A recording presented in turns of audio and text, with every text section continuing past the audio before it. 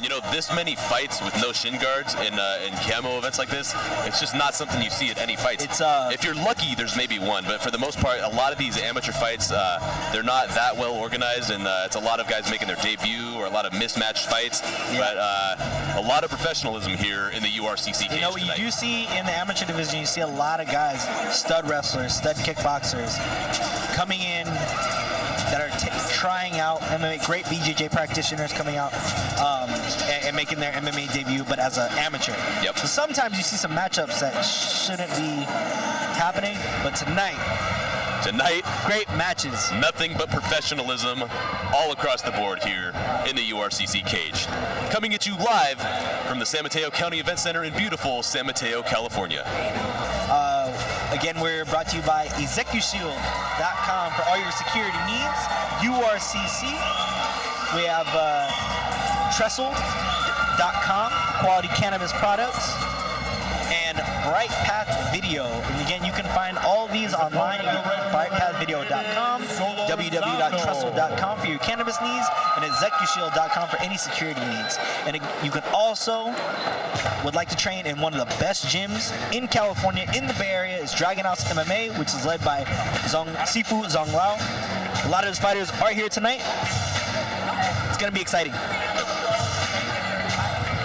Making his way to the cage now is David the Silent Killer Solorzano, 23 years old, 1-3 in the state of California, looking to take on a very tough opponent, a seasoned veteran in the cage in Hector Fajardo. And he is a Dragon House fighter? Absolutely. David Solorzano representing the Dragon House. Hector Fajardo representing Smash Gyms and Rogue Empire.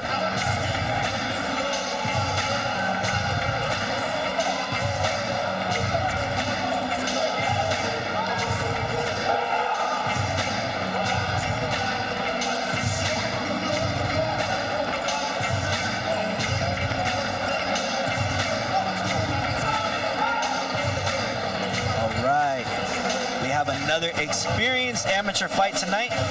Both these guys have a lot of fights under their belt. A lot of them are in camo, and there's probably a lot of them that are outside of camo. Like we said earlier, Indian reservations, other states, whatnot. So, again, no shin pads, no shin guards, whatever you like to call them, and 3-minute rounds. David Solorzano is vicious in his boxing. Also has very good wrestling as well. You know what? Particularly defensive wrestling. You know what I noticed too is the amateur fighters that aren't wearing shin guards are also not wearing the camo provided gloves. So I think at a certain point you don't have to wear the camo provided gloves. Really? Camo provided gloves are a lot thicker and a lot more padded. They're 7-ounce gloves instead of the 4-ounce. usual 4-ounce gloves. A lot more padded. They're more like a bag glove than anything. I mean, you can still knock someone out. Just for safety purposes. But, you know, again, amateurs need a little bit more of a... You got to keep these guys safe. We're not getting paid. They're not getting paid. 35 pounds. Full-time jobs, the whole nine. First up in the blue corner, he's 29 years old, and he fights for Rogue Empire and Smash Fighter out of East Palo Alto, California. His amateur MMA record is 3-6. He is Hector El Matador Fajardo. His opponent in the red corner, 23 years old, and fights for the Dragon House out of San Francisco, California. His camo record is 1 win and 3 losses. David the Silent Killer Solorzano. Now, Hector This fight, unlike the other amateur fights, will be 3 3-minute rounds. Referee in charge, Josh Rosenthal, as we get things underway for our amateur main event here tonight. David Solorzano. All right, here we go. No Hector touching Fajardo. gloves.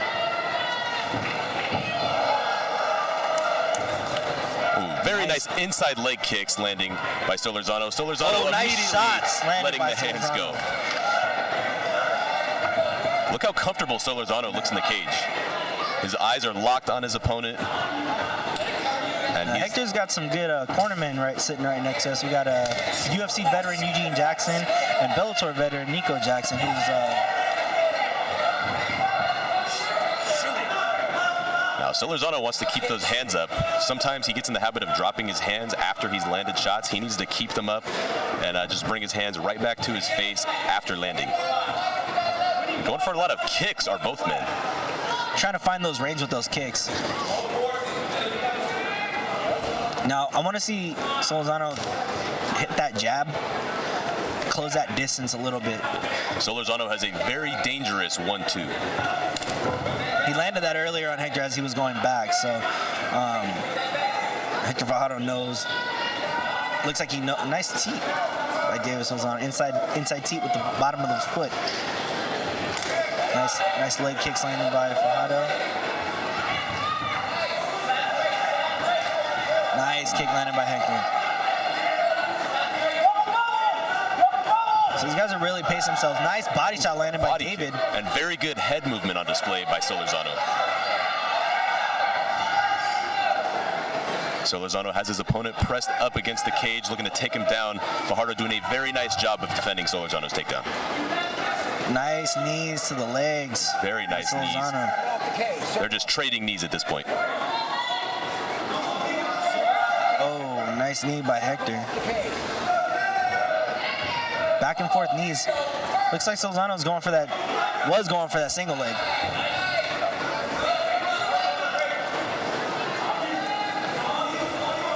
David, nice, cool, calm, and collected. Nice leg kicks landed by Fajardo. Now he needs to start checking those kicks. Eventually those are going to catch up. They add up very quickly. Ooh, a high kick lands. Oh, throws his hands up. Looks like a small cut has opened under the left eye of Fajardo.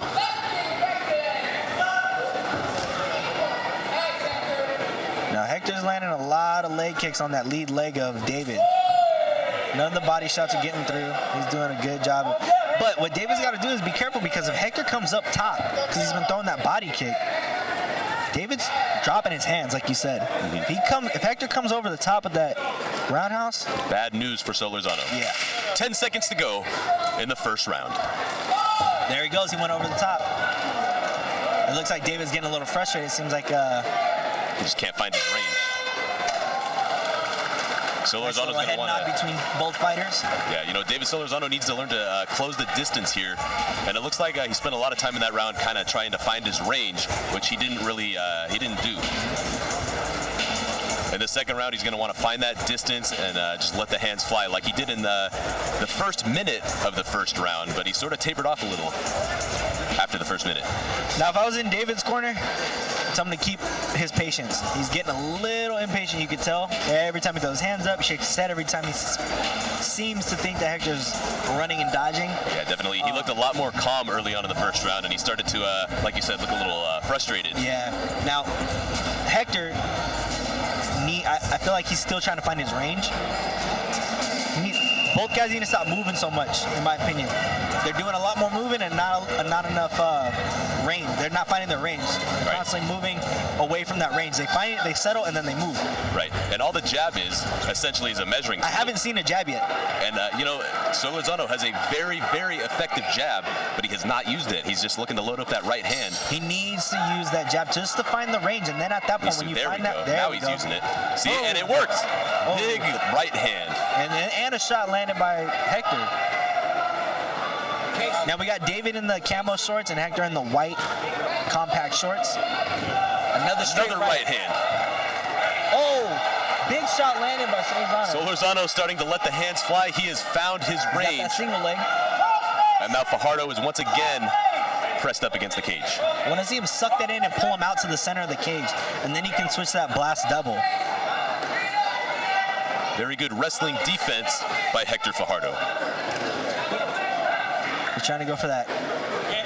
Looking to lock his hands as Solorzano. See, Solorzano needs to get away from his head in that position.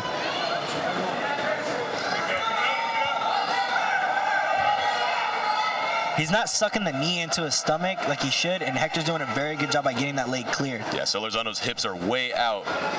And, you know, you're just not going to successfully land a takedown against a guy with good wrestling if your hips are out like that. You gotta suck that knee into your gut. And then, like I said, if he pulled him out to the center of the cage, he'd be able to reset and blast double him after how they had that leg up. Right. So we got a lot of transition going on from the cage, back and forth. Oh, nice pummel by David. Solorzano is against the cage. He's pummeling nice. He needs to keep doing that. Now, Solorzano had a wide open shot for a knee. Nice Uppercut landed by Solorzano. Nice knee by Hector. Hector's keeping a lot of pressure on him right now, doing a very good job with that. You know, at this point, I wouldn't be surprised if the referee stops the fight and stands them up, because not a whole lot of action is happening at this point. It's just basically both men fighting for position. Yeah, I couldn't agree more. And it sounds like the crowd agrees with us as well. Oh, he's got a plum. Uh-oh. You gotta kill that body with those. Oh, there he goes, and they're stopping it. Referee stops the fight. I like that call. Very good call by the ref. Nice shot landed by Solorzano and Hector. They both nice landed shots. David had success with that jab and followed up with the right hand earlier. He's got to do more of that. There you go. Now we're starting. I want to see David pick his hands up more. He's leaving his chin wide open. Yeah, he's wide open. I know that's a nice, glorious beard, but it's not going to protect everything. Nice leg kick by Solorzano, and we have 10 seconds to go in round number 2. Hector's starting to get off.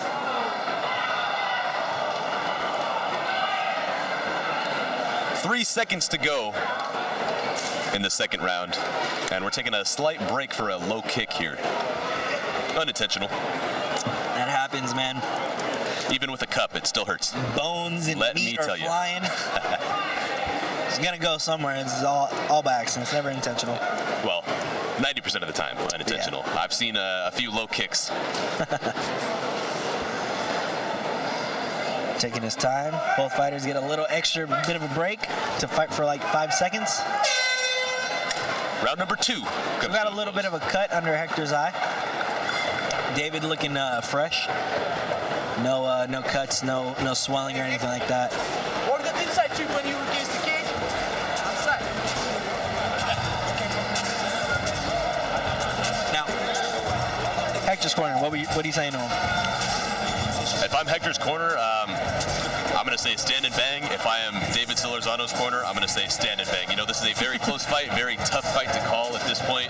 Yeah, I agree. It's gonna Let the hands fly in the third It's gonna be period. a tough fight to call because either one will come edge out at this point. I'm gonna say that David probably gonna edge out just because in the amateurs, just controlling the cage is gonna mean a lot. Absolutely.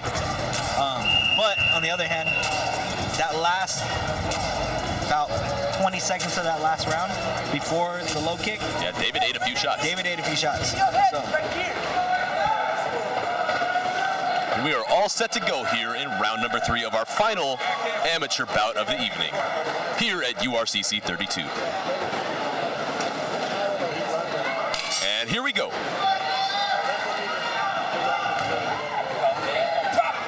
You got to keep in mind, Fajardo's landed a lot more leg kicks, and those definitely add up on the judges' scorecard. looks like David's kind of baiting Hector into one of them slugfests. Huge left Hector's hand. landing. You know, Hector's been peppering that leg at David all night, so I might have been wrong with my first assessment of who's going to win this fight. I mean, Hector's been landing those leg kicks, and they have not been getting checked by David. Right, and in terms of strikes landed, just all the leg kicks that Hector's landed, he's landed a lot of them, and the judges have seen every single one. So technically, Fajardo has technically landed more strikes. Yeah. Looks like Hector's bleeding a little bit from under his left eye. Well, that's the nice. nose. The nose of Fajardo bleeding, and it's getting on the table. Oh, it's on us. Nice shots landed by David. Now, nice takedown by Hector. Takedown. And David Solorzano is taken down by Fajardo. Bring him over here. Fajardo in full guard. We'll see how good David Solorzano's jiu-jitsu is.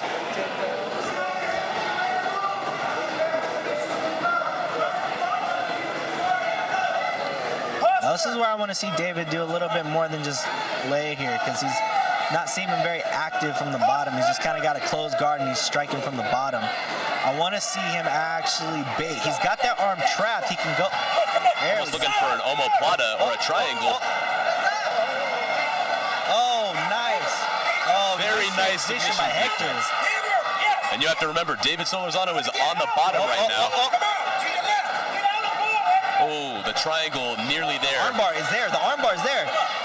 But on the judges' scorecard, Solorzano is on the ground, so he's losing right now. He needs to make something happen in the next 2 minutes. He's attempting. Definitely. Fajardo definitely landing a few hard shots from the full guard of Solorzano. Stand up and score, yes. Oh, there we go. Another submission attempt. And he's landing. And he's landing. And we are on our feet. I'm not sure if I heard the clicks, but it might be 10 seconds left on the clock. Hector, double. Come with it, come now. David needs to stick that jab out. David needs to let the hands fly. He had success with it early. And if I was Hector, I'd start throwing them kicks. And Solorzano has absolutely nothing to lose. Solorzano showing some frustration towards the referee. And we have 10 seconds to go in the final round. He's running. Hector Fajardo running. And we got a little Nate Diaz going on. Solorzano channeling his inner Nate Diaz. Again, David very frustrated for what was going on. Absolutely. And you know what? I would say I agree with him. David Solorzano, did he do enough to win this fight? You know what? Or was the time spent on I don't know, for the simple fact that Hector landed a lot of leg kicks. Definitely. A lot, and he got that takedown in the end. And Solorzano was on the ground for a good portion of the third round. How are the judges going to react to the running? That was running. I don't want to talk shit, but excuse my language, ladies and gentlemen, but that was running. And I would say the crowd would agree with us. That was kind of crazy. Haven't seen running like that since shoot. Yeah. The Conor Nate fight. Yeah, I believe so. And the crowd is on their feet for David Solorzano. I'm thinking these guys might have to fight again. You know what? We'd get the best seat in the house for that one too. There is blood all over our nice white tablecloth, Robbie. Yeah, I was a little worried they got on me there for a second. Yeah, well, we have over 10 fights to go here. I'm sure we'll get covered in a lot more blood.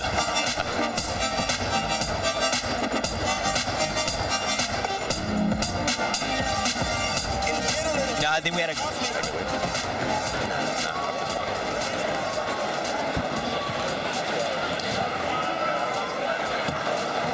Looks like our judges have rendered a decision, and our main man, John Rajoy, entering the cage for the last amateur fight of the evening. Ladies and gentlemen, after a bloody, contentious fight, our judges have rendered a decision. The fight cards read as follows: 29-28 in favor of the blue corner. 29-28 in favor of the red corner. And the winner with the same score, 29-28, in a split decision in the blue corner, Hector El Matador Fajardo. The crowd is not happy with that at all. I'm not too happy with that decision myself. As far as the running at the end kind of turned me down from Hector, but you know, he did what he did to secure the win. All that matters at the end of the day, he won.